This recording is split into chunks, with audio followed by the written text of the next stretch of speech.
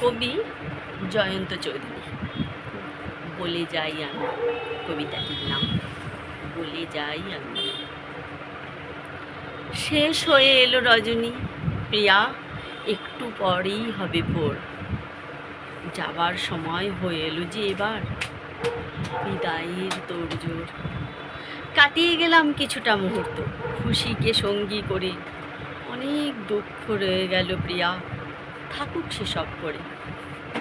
এই রজনী হবে অমলিন আমার জীবন জুড়ে, থাকবে বুকে মধুর স্মৃতি চির সুন্দর হয়ে। তোমার কাছেই ফিরবো আবার আগামী জন্ম পেলে, ভালোবেসে তুমি নিও গো আমায় এমনই আপন করে।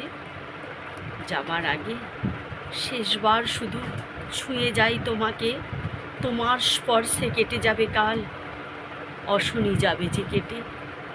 নমস্কার।